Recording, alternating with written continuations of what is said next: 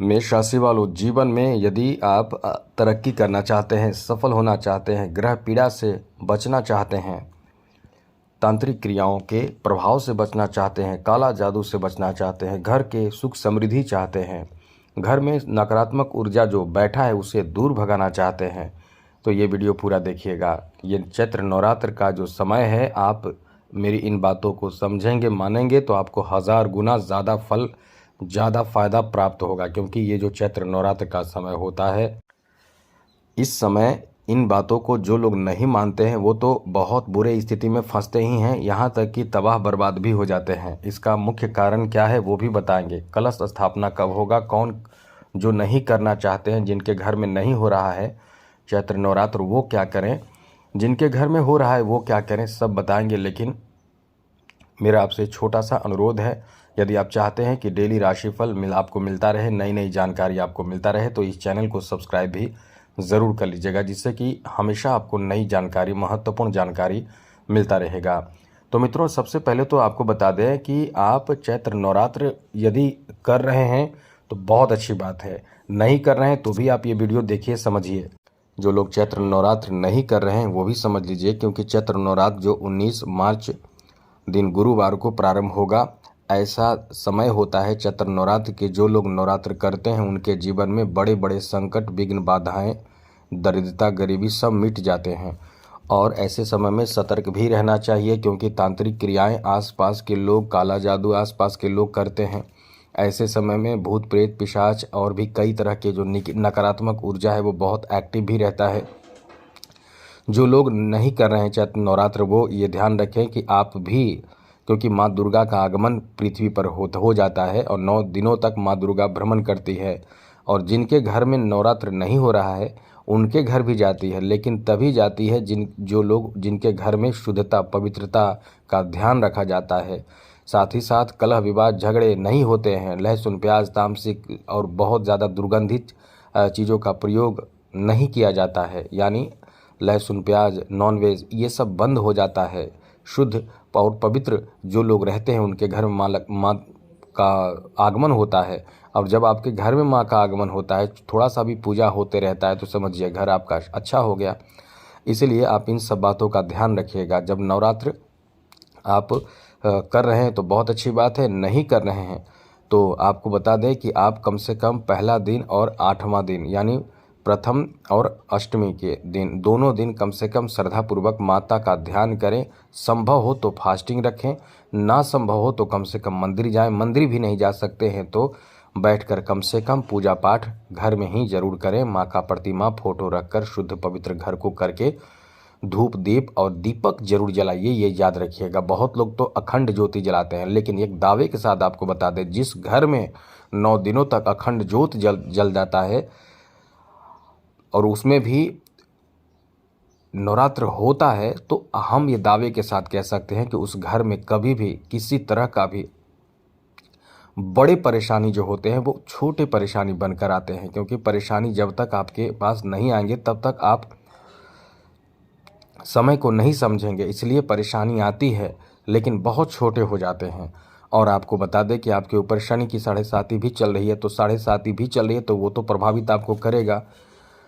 लेकिन यदि आप नवरात्र कर रहे हैं या बहुत धार्मिक क्रिया इस समय कर रहे हैं, तो इस समय आपको हर तरह के, आप यदि सोच रहे हैं कि नवरात्र है तो माँ दुर्गा की ही आराधना करना है, तो ऐसा नहीं है। आप कोई भी मंत्र जप कर सकते हैं, जितना भी जप कर सकें, जितना, मतलब एक बार कोई मंत्र जप करेंगे तो 1000 बार के बराबर हो जाएगा। जैसे आपने एक बार बोला ओम नमः शिवाय तो 1000 बार बोल दिया, ऐसा माना जाता है। क्योंकि जब भी ऐसा समय आता है, नवरात्र का समय होता है, तो आप एक बार मंत्र जप करते हैं तो वो 1000 बार बोले गए मंत्र का प्रभाव और लाभ देता है। इसलिए 1000 गुना लाभ प्राप्ति के लिए ऐसे समय में कोई भी मंत्र जप कीजिए 9 दिनों तक। यदि आपने लगातार जप कर लिया, जप का बहुत विधि होता है, लेकिन नॉर्मल भी आप करते हैं, तो यदि आपने संकल्प लेकर कोई चीज़ प्राप्ति आपको चाहिए कि हमें ये चाहिए, हमें जॉब चाहिए, हमें स्वास्थ्य ठीक होना चाहिए, ऐसा कोई भी मंत्र को सिद्ध करना चाहते हैं तो 9 दिनों में सिद्ध हो जाएगा। क्योंकि एक बार मंत्र जब बोलेंगे तो वो 1000 बार का फल देता है। तो सोचिए कि अगर प्रतिदिन एक माला करेंगे तो आप कितना फ़ायदा प्राप्त, कितने मंत्र कर लेंगे। इसलिए ऐसे समय को कभी छोड़ना नहीं चाहिए, ये सबसे बड़ी बात आप ध्यान रखिएगा। संभवतः केवल आप देवी देवताओं के पास जाकर चुनरी चढ़ाना और तिलक लगाना, फूल चढ़ाना, ये सब बात ज़रूरी है, लेकिन सबसे ज़्यादा ज़रूरी है कि माँ से प्रेम पूर्वक बात कीजिए, उनका नाम लीजिए या देवी देवताओं का भजन कीजिए, नाम जप कीजिए, क्योंकि कलयुग में नाम जप करना बहुत ज़्यादा महत्व रखता है। तो ये सब करने के बाद बैठकर नाम जप कीजिए।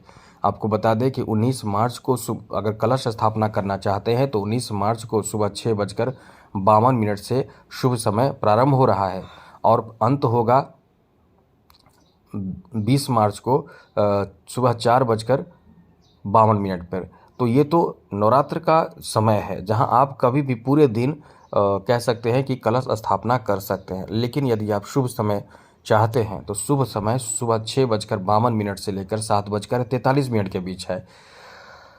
यदि आप चाहते हैं बहुत अच्छा समय यानी बहुत शुभ समय यानी अभिजीत मुहूर्त, तो वो दोपहर 12:05 से 12:53 के बीच है। इसी के बीच में आप करें तो बहुत अच्छा रहेगा, क्योंकि इस समय कलश स्थापना का महत्व बहुत ज़्यादा रहता है। शास्त्र के अनुसार जो लोग विधि पूर्वक पूजा पाठ करते हैं, कलश स्थापना करते हैं, कलश स्थापना का मतलब होता है कि कलश में जो आप डालते हैं वो अपने आप में सभी तरह की पीड़ा, बाधा, विघ्न को दूर करता है। इसलिए ऐसे समय में आपको जरूर पूजा पाठ, अध्यात्म की तरफ जरूर झुकना चाहिए। और यदि आपको कुछ नहीं आ रहा है तो केवल मंत्र भी जप करेंगे तो भी आपको बहुत फ़ायदा प्राप्त होगा। मंत्र में कौन से मंत्र? सिंपल सा माता का मंत्र भी जप कर सकते हैं, ओम ऐं ह्रीं क्लीं चामुंडाय विच्चे। चाहे तो दुर्गा सप्तशती का पाठ कर सकते हैं, चाहे तो आप हनुमान चालीसा भी पढ़ सकते हैं, आप चाहे तो रामायण पढ़ सकते हैं, आप चाहे तो सुंदरकांड का पाठ कर सकते हैं। तो कुछ तो जरूर कीजिए, ऐसे समय को जाने ना दें। दूसरी ज़रूरी बात, थोड़े से अलग हटकर बात कर रहे हैं कि अपने बच्चों को थोड़े से संभाल कर रखें, बाहर ना जाएं। बहुत ज़्यादा घर में इत्र का प्रयोग अपने ऊपर ना करें। महिलाएं बाल को खुली रात में ना रखें, छत पर अकेले ना जाएं, बच्चों को ना जाने दें। बहुत तरह के संभल कर रहने की ज़रूरत होती है ऐसे समय में। किसी पड़ोसी के भी घर में यदि आपको लगता है, कभी शक लगता हो, तो थोड़े से संभल कर रहने की ज़रूरत है। मेरा काम समझाना है मित्रों, हम आपको चाहते हैं कि आपके साथ कुछ भी गलत ना हो।